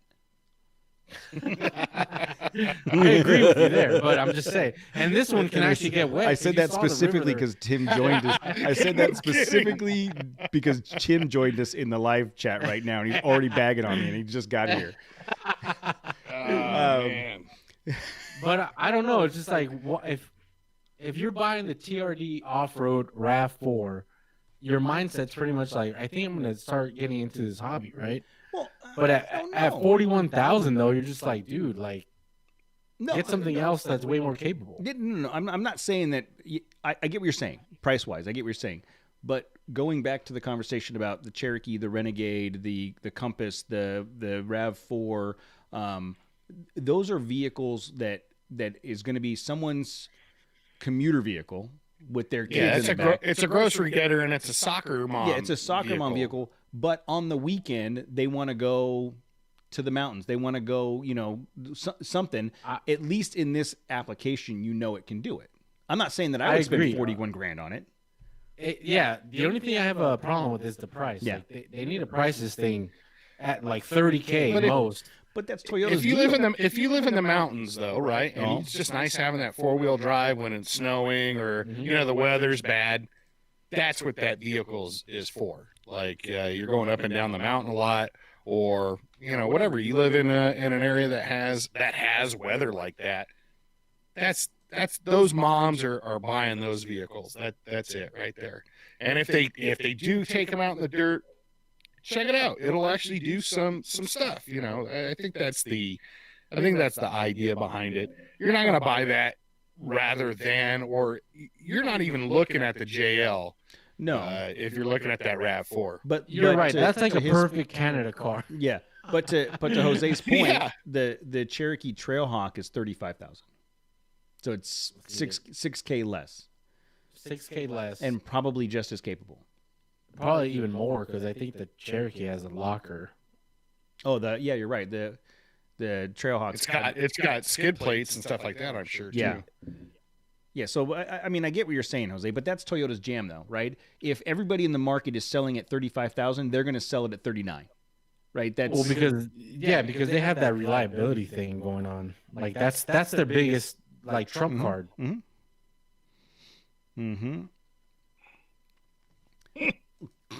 Oh my God! Why? Tim, why is your wife listening to the show? Yeah, your wife should. So Tim says, my wife just said she has a headache. Thanks a lot, Cody. Your voice is sickening, apparently. Dude, she should know that. She's listened to this show more than once. You're not getting lucky tonight, especially if I come on the radio. If I come on your airwaves and go in your ear hole, it's you should know better. That's your fault for doing that, man. Don't blame that on me. So I think this, again, I just thought this article was interesting about, the clickbait of Wrangler versus RAV4 caused me to. Yeah. Hey, but I'll tell you what, as far as clickbait goes, I think they actually, it's a dumb comparison. It's a dumb comparison, but they probably drugged that RAV4 through some pretty decent stuff. That's what it looks like, dude. Yeah. Yeah, you could tell they were probably surprised, dude. Like, I can't believe this thing made it through what we put it through, Well, in the article, if you read the article, there's points where he was like, I'm going to do this, knowing that they had a strap hooked up to it the whole time. He's like, I'm going to do this. And that one where it's like 3-wheel, you can see the strap that's connected to it. Yeah. So, so again, it just furthers the narrative that we've brought up before, where you don't have to have a $60,000 vehicle to go have some fun in the dirt, right? I mean, yeah, you can have a $40,000 vehicle. Yeah, which is still more than my truck, more than Matt's truck, more than your Land Cruiser. So yeah, I again, but I think Matt brought the point up that if you're looking at that RAV4, you're not in the market for a Tacoma or a Ranger or a Frontier. Yeah, you want some. It's probably got nice interior. It's that's probably got some orange highlights in there for sure. I bet it does. I bet it's all orange. You got some orange highlights. It's got a nice touch screen. There's room for your kids. You could strap them down. Shut up, kids. And maybe there's like gags or something so it shuts them up. And then there's enough room for like their soccer gear and whatever, and groceries at the same time.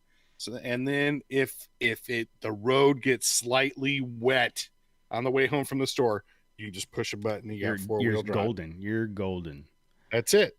I just sold a million of them. Wait for your checks to roll in. Wait. Need your help.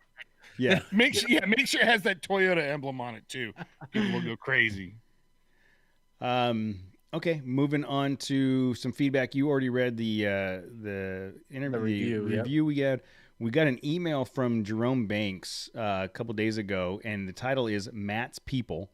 And he sent a link to Fire in the Sky Fun Run. And it's an alien-themed fun run that doesn't involve running. Yeah, thank God. I ain't doing that. Dude, if aliens came down and tried to abduct me, I'd just let them. I'm not even going to bother running. Why, You want them to probe you?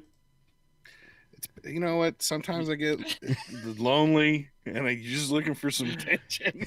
I don't care. COVID has, COVID lockdown. This lockdown's going on. Yeah, I'm not judging. Did you guys check out the webpage? Briefly, I did open it up, but I know that story. That was a movie, like the Fire in the Sky, and it was based on Travis Walton. I think that's the basis for this. So this event, is why right? it says Matt's people. I didn't know any of that. I didn't know. Yeah. It's common knowledge, dude. It's common knowledge. That's like Alien 101, dude. Come on. Yeah, exactly. Come on, rookie level, dude. I don't know what to tell you. I don't know what to tell you. The so it's an Alien fun run. It looks like it's all side by sides. August 7th through the 9th in somewhere in Arizona, in Overgaard, Arizona. Overgaard, like Asgard, Overgaard, Arizona.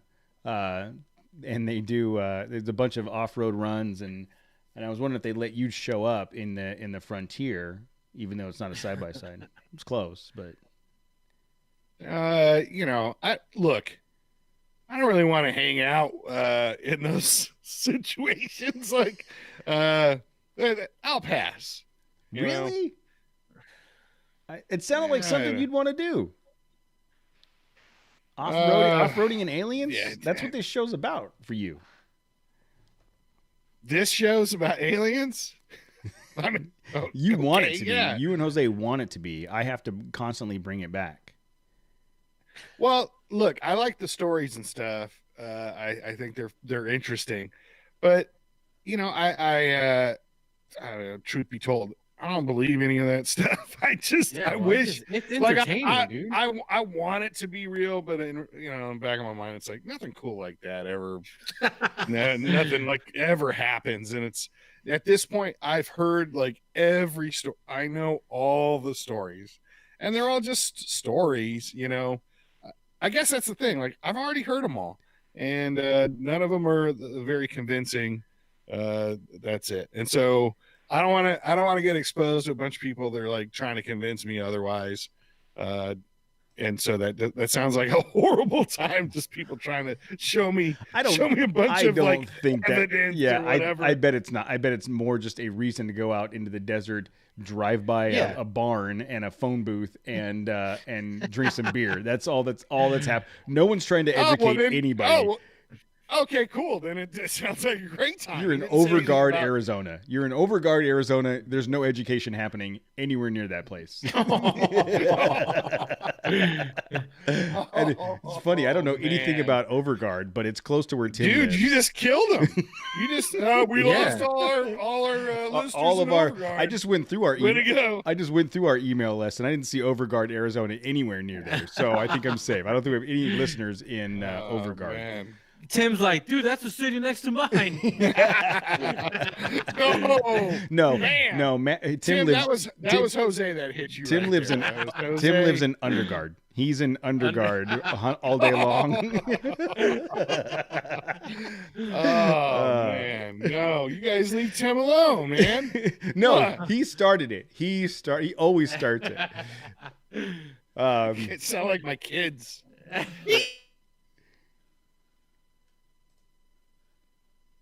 Uh-oh. Lost you guys both. What's going on here? Did we lose the live feed?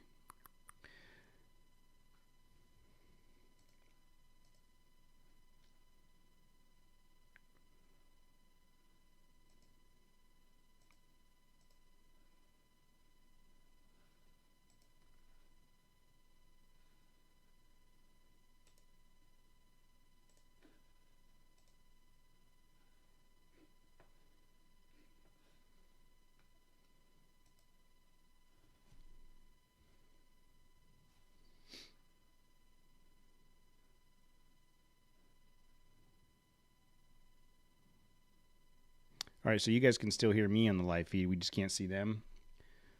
All right, I'm gonna log out of this and log back in and see what happens.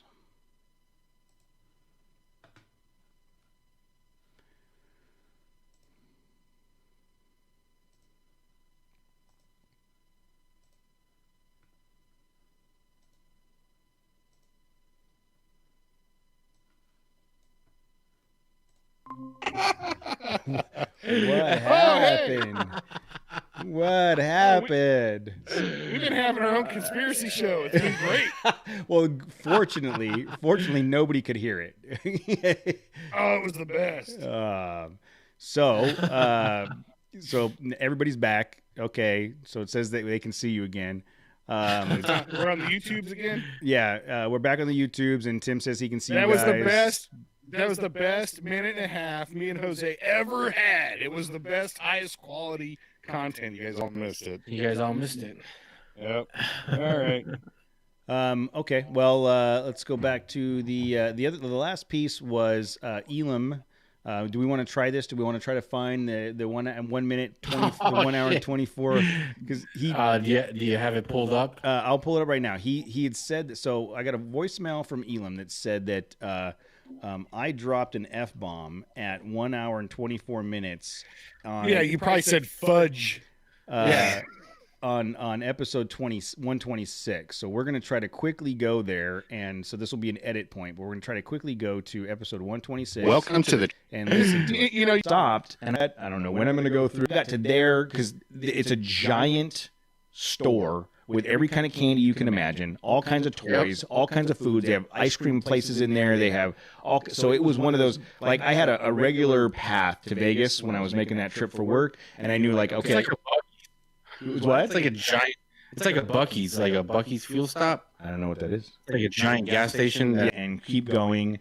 We were starving. We all kind of went through a different drive-through place, jumped back on the road. At that point, it was down to the three of us and Joe K. And made our way down the 15 and just individually split off here and there. And he said it was at 1. Got to there because it's a giant and keep going. We were starving. We all kind of went through a different drive-through place, jumped back on the road. At that point, it was down to the 124 of us and 27. Joe K. Yeah.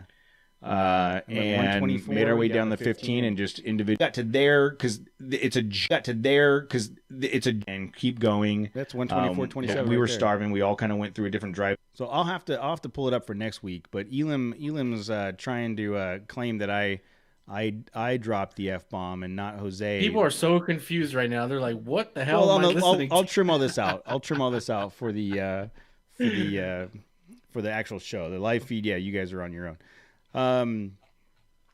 So that was, that's about it for the.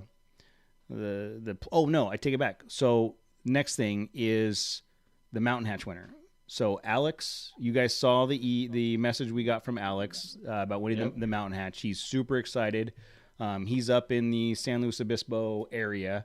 So I am going to get it shipped out tomorrow so that he can get it and get it installed. He said he works for a machine shop, so hardware, not a problem.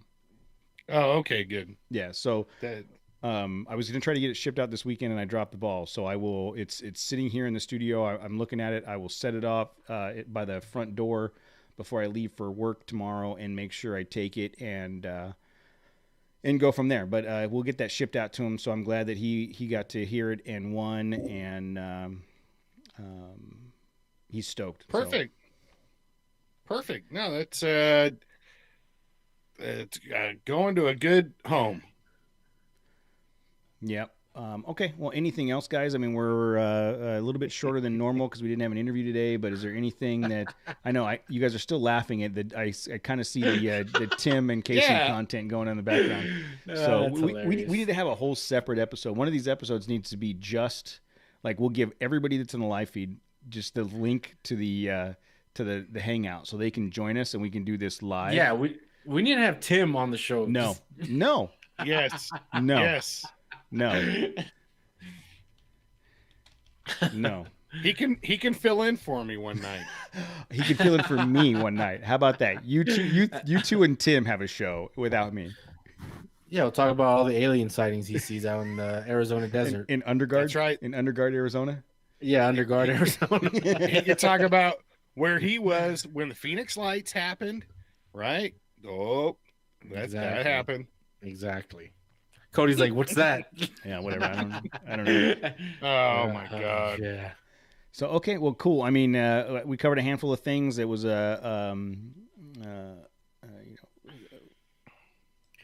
So hopefully next time you hear us, we'll have the Icon suspension on Matt's truck. Yes, we just need to figure out how to make that happen in the limited amount of time we have. Since Jose's not available all weekend for some lame reason, best reason, dude. I'm telling you, she could do better. You better have a good weekend. I'm just my advice to you, bro, is she could do better. So we'll have to figure something out and get it installed. I know that Jeremy wanted to participate. Well, that was before he bought the Ranger. Maybe he doesn't care anymore. But he doesn't give a shit about Nissans anymore. No, traitor. No, I did have a quick chat with him today, just for a few seconds, and he said that he's absolutely loving the Ranger so far, and he's already taken a wheel in and have you seen his stories? He already fucked it up. Yeah, come on, we just had the conversation, Jose. 1 minute, 1 hour, 44 minutes. Damn it. So close to closing it out. I know. I almost made it through the entire episode. I was stressing out. I'm like, where are we going to put it at? He bashed his lower control arm bracket already and bent it. So he's trying to figure out how to fix, get that back to. Damn. Yeah. Wow. Oh man, somebody been driving around Icon equipped vehicles for too long. He's used to driving around with 35-inch tires. Exactly. Slow down. Man. He thinks everything's 35 and cush suspension. Exactly. Yes. So cool. Well, let's we will commit to posting up some of the work when we start working on Matt's truck. We'll try to do it some live, and we'll record it for a good video. And other than that, we'll keep you informed on how it goes. I'm sure once we get it installed, we'll want to get it on some dirt and let Matt do a full review of it, and then go from there. I've reached out to a couple people I've been having some conversation with for some upcoming interviews. So we're trying to get some more people scheduled. If there's someone that you want to hear from in the community, if there's an interview you want to get, drop us a line, Cody@Trailchasers.net, and let me know what it is, who it is you want to talk to, and I'll reach out and try to get something set up and go from there. But thanks everybody in the live feed for joining us. I appreciate it. Except Tim, don't ever come back. And we will we'll talk to you guys next week. If you guys do us a favor, just hit that thumbs up button. That helps us out here. Thanks. Thank you.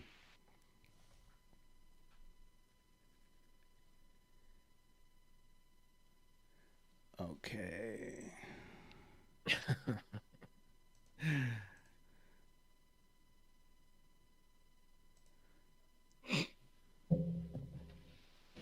Is he still mobbing on me? No, we're still live. I'm saving this real quick.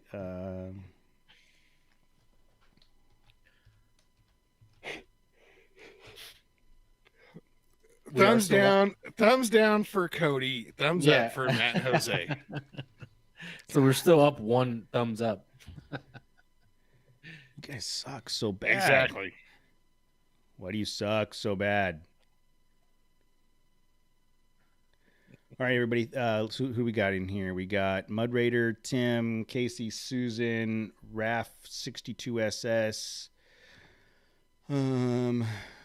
Elam's in there.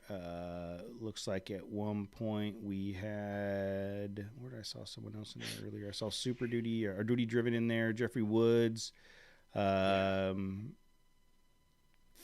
right. Well, it looks like we had a handful. Perry Gower was in there quite a while. He was engaged, having some conversation. Okay. Thanks everybody in the live feed. Appreciate it. And we might be pushing these back to 6:30 starting next week, but we'll post something up if that's going to be the case. And yeah, you know what, Tim, you're right. I've thought about that. There's the Jeep Mama, because her life has changed significantly. Yeti, YOLO. We talked about the Rogue Overland. Maybe we'll go back and revisit. Off the grid surplus. He's done a huge amount of growth with him, and so that's a good idea. We'll go back and visit some of those early 1 through 24 episodes and see. Oh yeah, Casey, we've reached out to Tom. Tom said he's willing to do it. I'll reach out again. I think the last time I talked to him, he was like, "Sure, I'll schedule something."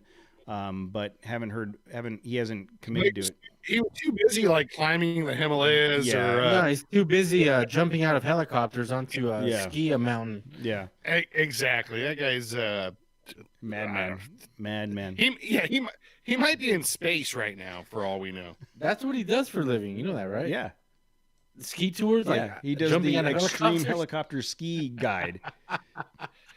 It doesn't shock me. It doesn't shock me at all. When we were talking to him at the ride and drive, he was like, "Yeah, and then I gotta go." He was like, he sounded like pissed off, like, "Yeah, and then I gotta go do this bullshit." You know, like I gotta go water skiing with the, whatever at the river. I think he fought a bear barehanded too. I don't remember. Yes. I also want another storytime podcast from Cody, like the one he did about dreaming about his first snow run. Yeah, I've sat down, Tim, and tried to write one or two of those recently, but I haven't. That's something we should try to do too. Is come up with some more. What was that? That was like episode 22 or 3, and it was the first time. It was Thanksgiving. It was the first time we took Presley off roading. And I didn't do an interview or anything. I wrote a story, like a whole thing about, the experience of taking her off road for the first time and read it. How many times did you cry during that episode? You guys suck so bad. The whole time he was crying. Don't let him. Don't get him started yet. We don't want him to think about it right now. It's okay. You can cry right now if you want. Screw you guys. Good night, live stream. It's so messed up. It's the best.